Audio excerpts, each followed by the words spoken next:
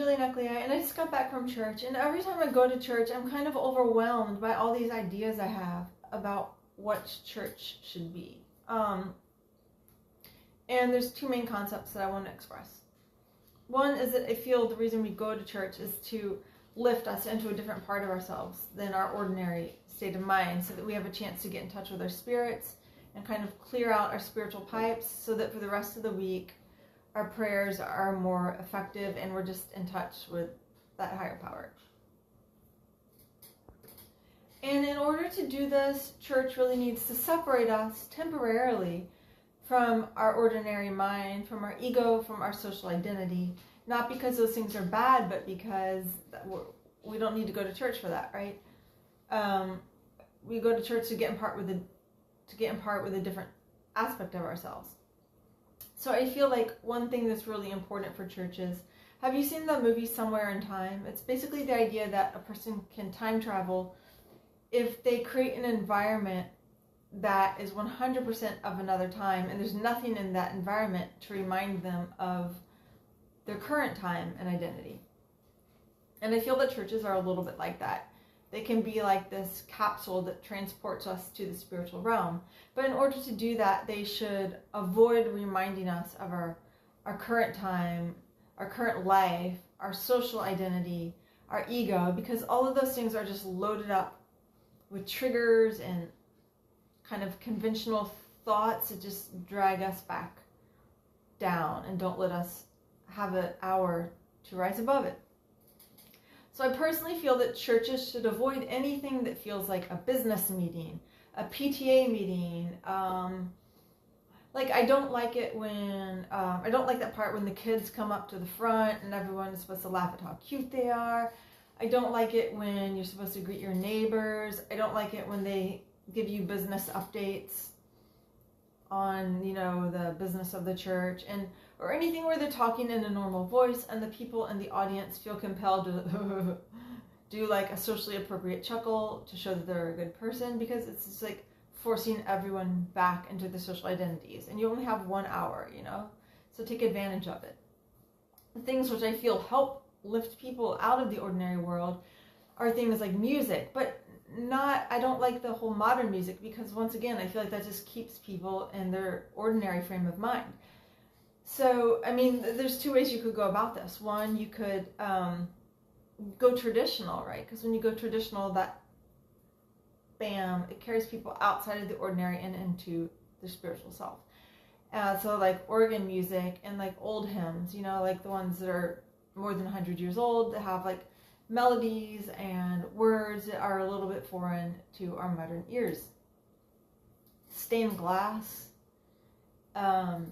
incense, frankincense, and myrrh, and like Bible verses, because Bible verses also have that quality of not being able to be fully comprehended by our conscious mind, and so kind of lifting us up into something else. And sermons, but I feel like the sermon should have a feeling of gravity and, not just like a talk that your dad's having with you, but like a feeling of, I don't know the word for it, but people shouldn't, I feel like in churches right now, there's this feeling like we need to act like we're ordinary, we need to show how down to earth we are, because this will like attract more people to church.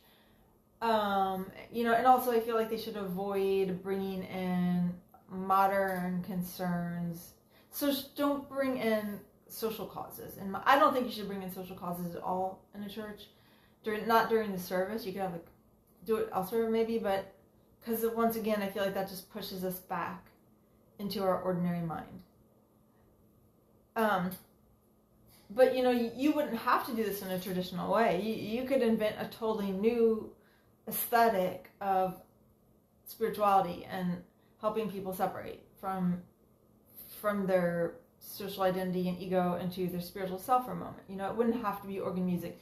It could be something totally different. But I feel that whatever it is ought to be different from the mainstream culture, because mainstream culture is just kind of yanks people back into their non-spiritual identity. So that's like the first thing I wanted to say is how I feel it's really important for a church to be unlike mainstream culture and to avoid doing things during their services which forces people back into a state of social self-conscious, back into the social identity, aka greeting their neighbors in the middle of the ceremony. Because once people are greeting their neighbors, they're snapping back into trying to seem like this type of person. They're basically thinking about, they're self-conscious again, they're thinking about themselves. So it kind of like breaks the spiritual connection. And then the second main idea I have about church is that we need to remember that like spiritual things, like everything in the world, you know, like it's a wave and it's a particle. It operates on the conscious and the subconscious realms simultaneously. And some people feel more comfortable with one or the other. Like perhaps for some people, like the beliefs and the dogma is really important. But for me personally, I really couldn't give a fuck. It's like I wanted to be a minister, but that's kind of why I stopped that, because I really could give a shit about like dogma and what's it called? Theology? Yeah, like the last thing I wanted, I mean, I don't know how many fucking angels fit on the head of a pin, and I just like, I don't care. I don't care about any of that stuff, honestly. Because I just relate to life more through the subconscious, but some people do, so I'm not saying that shouldn't be a part of church. But I'm saying that, you know, even if someone had no language processing centers at all, they could still be in touch with God and have spiritual experiences, even if they didn't have the concept of God. So I feel like churches need to be more aware of the subconscious aspect of their services. Once again, like the aesthetics, in a sense, right? Like it really comes back to the same things: the organs, the stained glass, the songs, the incense.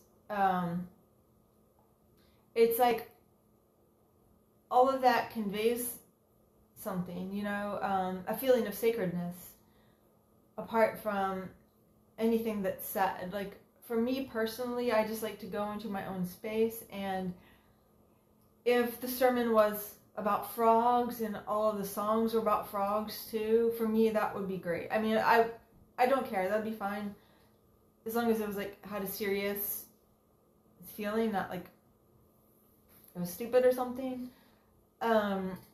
Because for me it's really about a certain vibration that helps me get in touch with things.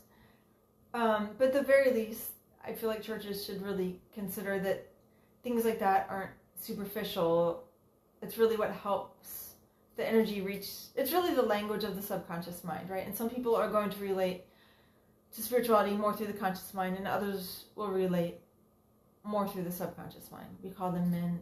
The men, the ones who relate consciously, and the other ones women. So yeah, I mean, that's basically my thought, is that church should be a spiritual experience which is unbroken for an hour, unbroken by things which are ordinary, and that they should not underestimate the power of things like stained glass organs and stained glass organs, incense, and anything else which evokes a spiritual atmosphere, because I feel like that stuff communicates in a way that is just as real, or for some people more real, than words do. Thank you. I'm Julie Neckley, and these are my thoughts on church.